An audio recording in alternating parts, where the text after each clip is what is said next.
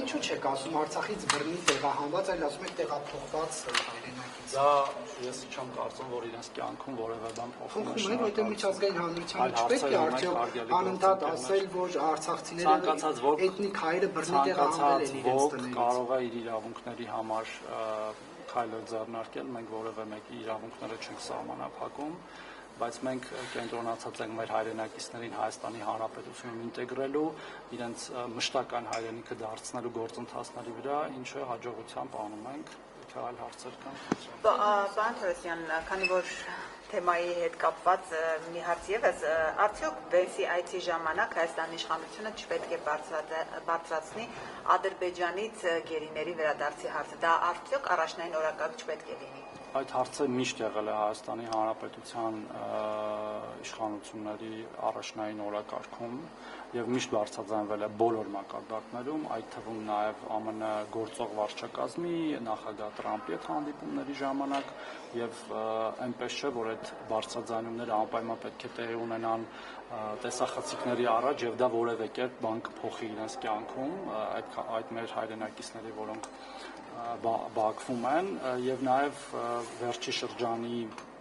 հենց այդ վարվող քաղաքականությունն է թույլ տվել նրանցից ոմանց արդեն տեղափոխել Երևան եւ այդ գործընթացը շարունակվելու է։ Ես ինքս անձամբ բազմիցս իմ տարբեր կարգավիճակներում ներկա եմ եղել նման հանդիպումների եւ անձամբ լսել եմ եւ ինքս է բարձրացրել եմ այդ հարցը մեր բոլոր երկրների, բոլոր գործընկերների առաջ։ Ինչ պետք է շահի Հայաստանը այս այցից դեր տպավորությամբ եւ այն օրակարգը, որ հայտնի է բացի դրանից, այլ ինչ օրակարգային հարցեր կան, որոնք կարծում եք, որ ճիշտ է քննարկել եւ ամերիկյան կողմի հետ կան նաեւ այդ թեմաներով բանակցություններ։ Ես կարծում եմ, որևէ գաղտնի բան չկա այդ օրակարգերում։ Հայաստանի Հանրապետությունը խորացնում է իր հարաբերությունները Ամերիկայի Միացյալ Նահանգների հետ, ավելին մենք ունենք նաև արդեն ռազմավարական մակարդակի հարաբերություններ եւ նաև դրանից բխող ոլորտային հարաբերություններ եւ նաև ըստ էության խաղաղության հռչակագրի ստորագրումից հետո օգոստոսի 7-ին նախորդ տարվա արդեն իսկ տեղի են ունեցել դրական զարգացումներ ստորագրված տարբեր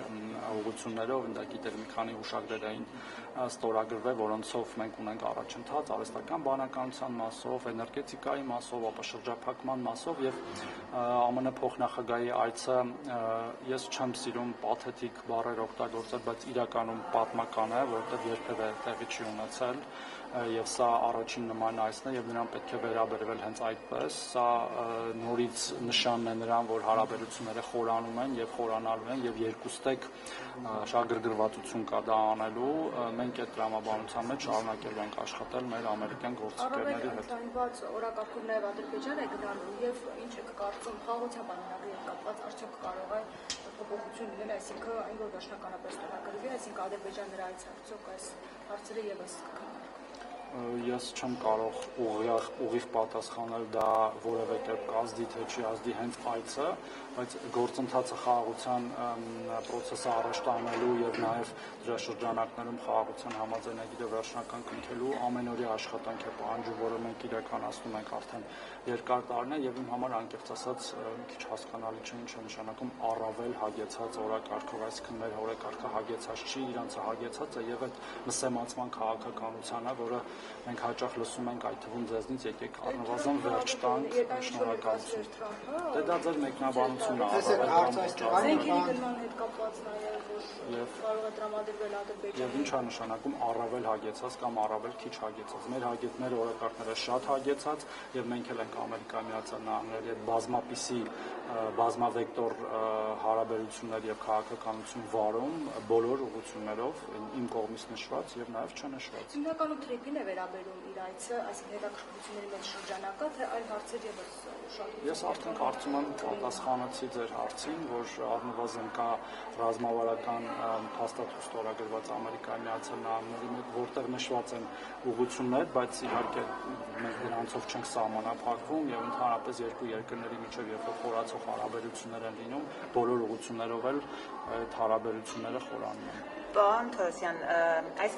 համատեքստում նույն թրիփի հետ հետաքրիր օրերս Լավրովի հայտարարությունը, նրանք կարծում են, որ դեռևս նոյեմբերի 9-ի հայտարարությունը արդիական է, կենսունակ է եւ կոմունիկացիաների հարցը կարող են լուծվել դրա շրջանակում։ Ինչպես սա կարող ենք հասկանալ, ինչպես սա հասկացել է Հայաստանի իշխանությունը։ Գիտեք, մենք շատ ենք մեկնաբանել այդ հարցը, մինչև նույնիսկ տրիպի ի հայտ գալը կամ Երևան գալը, եւ այդտեղ ավելացնելու բան չկա, մենք տեսել ենք այդ փաստաթղթի կենսունակությունը իր բոլոր կետերի չկատարումը ըստ էության եւ այստեղ ավելացնելու բան չունեմ։ Նոյեմբերի 9-րդ կետի մասին եմ Ես պատասխանեցի ձեր հարցին։ Եվ նույն Լավրովը տարօրինակ է համարում խոսակցությունները այն մասին, որ Հայաստանին հյուսիսից սպառնալիքներ կան ընտրություններին միջամտելու առումով, ներքաղաքական իրավիճակը լարելու առումով։ Ի վերջո կան, թե ոչ, պարոն Թորոսյան։ Ես կարծում եմ, որ այս հարցին նույնպես բազմիցս անդրադարձել ենք, այդ թվում հենց այդ այցի շրջանակներում գործընկերները անդրադարձել են եւ այստեղ էլ որևէ գաղտնի բան չկա։ Մենք հաճախ ենք տեսնում հատկապես ինֆորմացիոն տեղեկատվական գրողներ, որոնք ենթադրաբար ուղղորդվում են ինչ-որ շրջանակների կողմից, որոնք նաեւ նման են այլ երկրներում նման տեղեկատվական գրողների, որոնք որ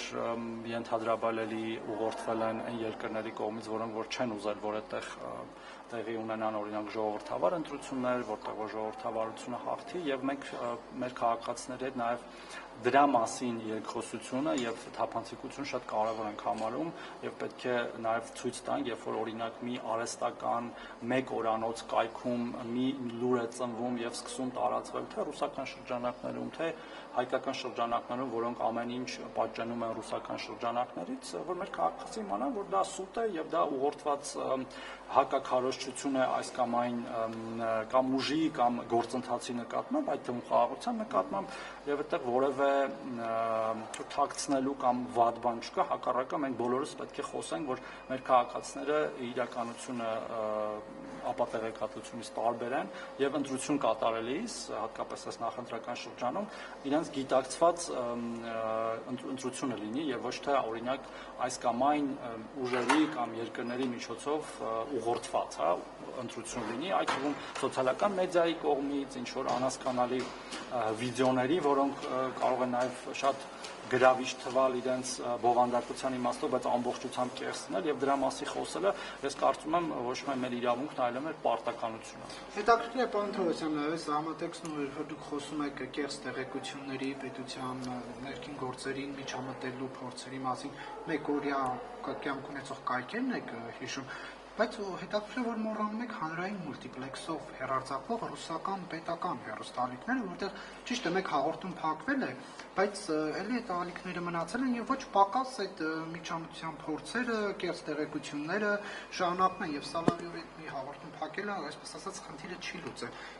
Պետությունը այստեղ կոնկրետ անելիք ունի, թե չունի ըստ։ Մենք բազմիցս խոսել ենք դրա մասին եւ գիտեք, որ ռուսական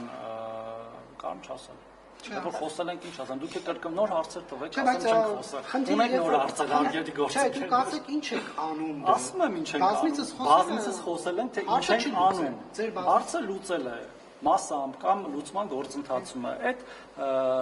հեռուստաալիքները հեռարձակում են միշտ պետական պայմանագրերի հիման վրա, որտեղ կան մեխանիզմներ, որոնք մեր գործընկերները գործարկում են, երբ որ մենք տեսնում ենք, եւ նաեւ հրապարակային ենք այո խոսում, չենք վարանում դրա մասի խոսել, որ երբ որ պետական հեռուստաալիքով օրինակ պետական, հայկական իմաստով հակապետական քաղաքականություն կամ քարոզչություն է տեղի ունենում, դրա մասին եւ խոսում են եւ գործիքներն են գործադրում եւ դա դինամիկ գործընթաց է եւ այնպես չի, որ ինչ որ մի օր մի բան անելով ամեն ինչ վերջանում է, այնուամենայնիվ մենք ունենք հարաբերություններ շատ երկրների հետ, այդ հարաբերությունները միշտ չի, որ եւ դժվար է նաեւ գնահատել, որ տենց պետք է լինեն միայն սահուն, կան նաեւ կնճիռներ շատ երկրների հետ հարաբերությունների մեջ, եւ այդ կնճիռները պետք է լուծվեն։ Պարզապես այդ պայմանագիրը միջկառավարական հենց կնքման օրվանից խախտվել է, երբ Ռուսաստանի տարածքում Հայաստանի հանրային հեռուստաընկերությունը արտոնյալ պայմաններով չի հեռացակվել եւ ոչ մի հարգելի գործընկերներ, ես կարծում եմ բավարար չափով անդրադարձա այդ հարցին։ Եվ մի կարճ բան Թորոսյան, արդեն նախընտրական շրջան է, այսպես բուրըն սկսվում եւ ձեր մրցակիցները օրինակ պարքավճարների հետ անդրադառնալու հետ կապված հիմա որ ասեմ բազմիցս անդրադարձել են մեղանալու Չէ, պարքավճարների մասին չեմ ասում։ Իրենք ասում են, որ մեր նախարարները գումարներ, պարգևավճարներ չեն ստանա։ Այո, կստանան ծրարով գումարներ իրենց օլիգարխ ղեկավարից։ Ճիշտ է, դրա պատասխանը այդ է։ Ինչպես որ մենք բազմիցս լսել ենք, որ տեղի ունեցել նախկին շատ կառավարությունների ժամանակ եւ այդ նախարարները եղել են այդ մարդկանց ըստ էության անձնական աշխատողները եւ ոչ թե Հայաստանի Հանրապետության կառավարության անդամներ, դա ոչ միայն անընդունելի է, դա նաեւ ստորացուցիչ է ցանկացած կառավարության անդամի, ով կհամաձայնվի նման կերպ աշխատել։ Հաստ ունեք շնորհակալություն նախարարները ծրարով գումարներ։ Ձեզ հաջող արձանագրենք, որ փաստերի մասին չխոսեցինք։